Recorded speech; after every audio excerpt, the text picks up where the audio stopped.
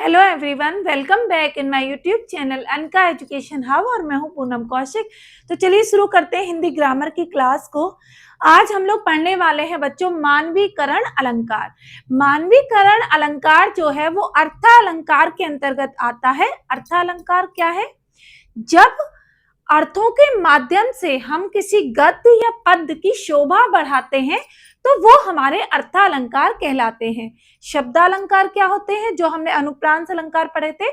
जिन शब्दों के माध्यम से, वर्णों के माध्यम से हम किसी गद्य या पद्य की शोभा बढ़ाते हैं तो वो हमारे शब्दालंकार कहते हैं। आप अलंकारों की सारी वीडियोस एक साथ देखना चाहते हैं तो आप प्लेलिस्ट में जाकर के भी देख सकते हैं। तो चलिए ना देर करते हुए हम शुरू करते हैं। मानवीकरण अलंकार। मानवीकरण अलंकार का मतलब है जहां गद्य में या पद्य में मानव की जो अंदर की जो कह सकते हैं कला शैलियां हैं, हंसना, मुस्कुराना, इस तरीके की जो बातें मनुष्य के अंतर्गत होती हैं, वही सारी चीजें जब प्रकृति के अंदर आती हैं तो वो प्रकृति एक मानव की तरह बन जाती है और उसी को हम मानवीकरण अलंकार कहते हैं। तो इसकी परिभाषा क्या है, एक बार पहले वो देख लेते हैं, ठीक है। परिभाषा: जब प्राकृतिक वस्तुओं में मानवीय भावनाओं के होने का वर्णन हो तो वहां पर मानवीकरण अलंकार होता है। यानी कि जब प्राकृतिक वस्तुओं में मानवीय भावनाओं के होने का वर्णन होगा तो वहां पर मानवीकरण अलंकार होता है।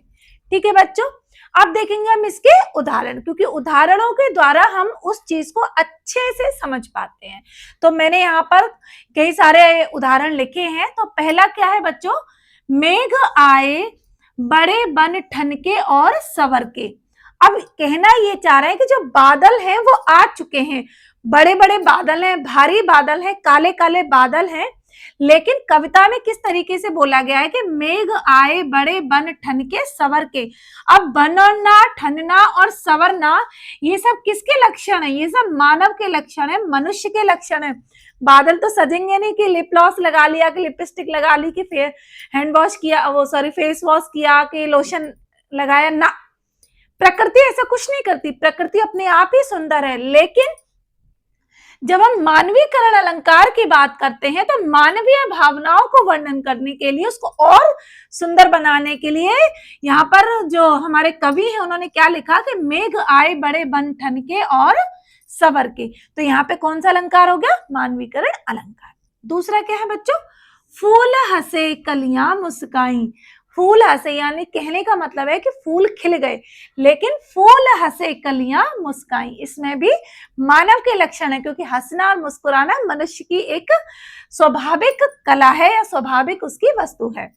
तीसरा है बच्चों कलियां दरवाजे खोल खोल जब झुरमुट में मुस्काती हैं। यानी कि जब कलियां अपने जो पंखुड़ी होती हैं उनको धीरे धीरे जब खोलती हैं, फूल बनता है तो वो झुरमुट में मुस्काती हैं, और यहाँ पर भी हमारा मनुष्य का ही लक्षण है। चौथा है बच्चों सागर के उर पर नाच नाच के करती हैं लहरें मधुर गान। अभी जो नाच नाच है ये मनुष्य का काम है, मनुष्य डांस करता है खुशी में, जब वो खुश होता है तो नृत्य करता है अपने अंदर की भावनाओं को निकालने के लिए, प्रकाशित करने के लिए। लेकिन यहाँ पर सागर के ऊपर जो लहरें आ रही हैं हिलोरे ले लेके, यहाँ पर उसको कवि ने नाचने का काम दे दिया, जो कि हमारी मानवीय भावनाओं को ही संबंधित करता है या संदर्भित करता है। ठीक है। पांचवा है जगी वनस्पतियां अलसाई। यानी कि जो वनस्पतियां हैं वो जग के अलसाई है, तो यहाँ पर भी मानव का ही भावना यहाँ पर दिखाई देती है। छठवां और लास्ट हमारा उदाहरण है बूढ़े पीपल ने आगे बढ़कर जुहार की। यानी कि बूढ़ा पीपल ने जुहार करी, मतलब प्रार्थना करी कि मुझे मत काटो। तो यहाँ पर जो जुहार करी ये किसका काम है?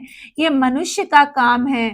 ठीक है, मनुष्य का काम है, इसीलिए यहाँ पर हमारा क्या हो गया? मानवीकरण अलंकार हो गया।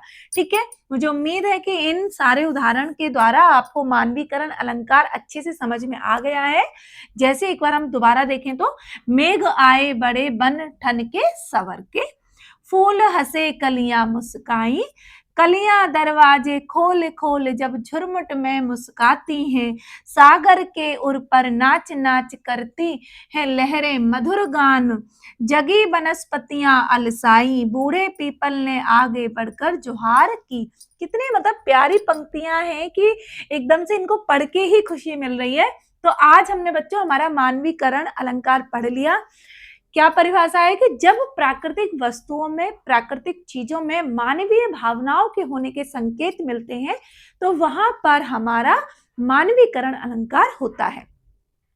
कौन सा अलंकार है? ये हमारा अर्थालंकार का प्रकार है। ठीक है, अर्थालंकार जो कि किसी कविता गद्य में अर्थ के द्वारा सुंदरता बढ़ाते हैं, शोभा बढ़ाते हैं, तो वो हमारा अर्थालंकार कहलाता है। ठीक है, इतनी सारी चीजें आपकी क्लियर है।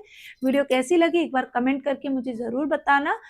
लाइक करना, शेयर करना, चैनल को सब्सक्राइब नहीं किया है तो प्लीज सब्सक्राइब करना। तो मिलते हैं फिर से एक नई क्लास में नए टॉपिक के साथ, तब तक बने रहिए हमारे साथ। Bye bye, Radhe Radhe.